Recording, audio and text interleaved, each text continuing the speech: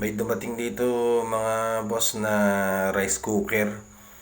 Ang issue po niya ay nasusunog daw ang kanyang nilulutong kanin kapag siya nagsasaing. At hindi siya mag-off kapag nag-warm na siya, naka-on pa rin, nakapula pa rin, nakahit pa rin.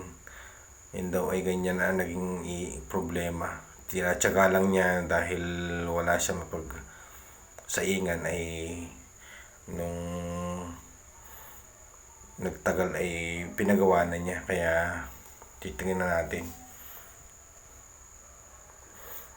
kung anong naging problema.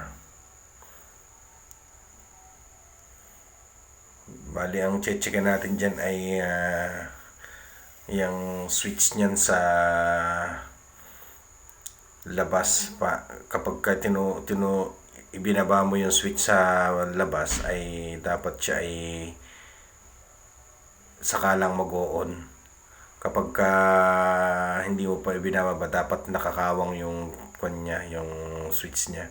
Tsaka yung thermostat, checkin din natin dahil dapat hindi yan shorted.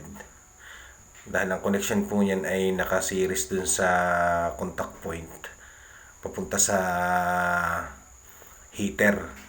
Nakakonect naman yung ibabaw ng contact point sa AC plug. Kaya pag shorted dyan ay tuloy pa rin ang heat niya kahit na naka-off na siya. Kaya ang gagawin po natin dyan ay nakita ko po dyan sa switch na yan ay kahit na naka-off siya, nakalapat pa rin yung contact point. Kaya yan, ang gagawin ko po dyan ay i-adjust ko pababa yung nasa yung ibabaw. Kasi may natukod dyan kapag ino-on yung natukod na insulator do sa mismong switch. Kailangan pag tumutukod siya ay dapat mag-o-off siya, or kailangan kapag bumitaw siya mag-on. Yun ang kuan. Kapag nakatukod dyan, dapat nakakawang yung contact point. Kapag binaba mo, yan, mag-o-kan siya, mag-on. Yan po ang yan, nag-adjust na ako ng binaba ko lang ng konti, yung tama lang na kapag nag-off siya ay di nakakawang.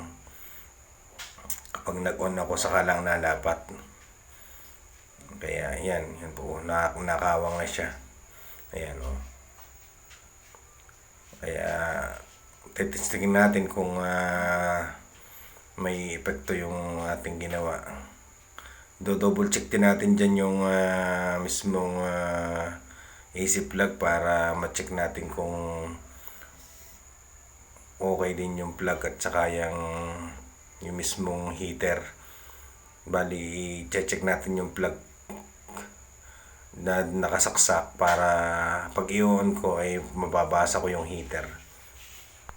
Bali, check din natin dyan yung AC plug papunta sa body, sa mataas ng setting ng resistance. Sa 20K or sa analog ay 10K, pero ang gamit ko po ay digital at ang setting ko po ay 2 mega ohms para siguradong kung may counting contact yan ay magre-read agad. Pero wala naman ako nakitang connection sa AC plug, kaya safe siya, hindi siya makakakuryente. Sa mga ganyan palagi ay laging i-double check nyo yung plug sa body para masigurado natin na hindi makakakuryente yung ating ginagawa. Dino-double check din natin yung resistance ng AC plug kasi minsan may nataas din ng resistance yan, ibig sabihin nagkaroon ng pag-init yan sa nung mga ginagamit nila. Pero mababa naman ang resistance, halos 1 ohms. Tinesting din natin yung yan, dinouble check natin yung heater. Nare-reading ko naman kapag ino-on ko. Kaya ibig sabihin good yung connection ng plug. Testingin natin sa actual baka may pagbabago. Pinagsaingan ko na ng sa ganun ay matesting ko kung actual na nag-o-off na siya.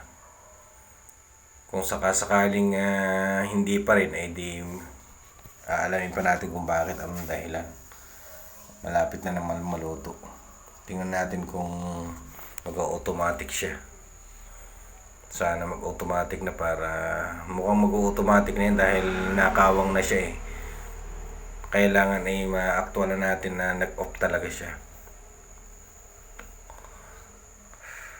para masabing natin na okay na yung rice cooker. Hindi na siya katulad ng dati na makakasunog ng sinaing.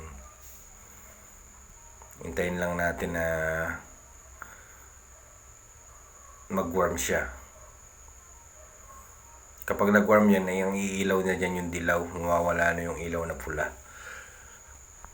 Hintay-hintayin lang natin at lapit na rin naman niyang naluto. Yan, nag-warm na nga siya. Ibig sabihin, okay na siya. Nag-automatic na siya. Walang pinaltan ko dyan ay yung pinaltan ko rin dyan yung thermostat, at saka in-adjust ko lang yung switch. In-adjust ko ng maayos yung switch at para lumapat na dun sa natukod kapag in-on ay natatanggal yung pagkakatukod, para kaya naglalapat yung contact point. Hindi na po siya nakakasunog, okay na siya. Mukhang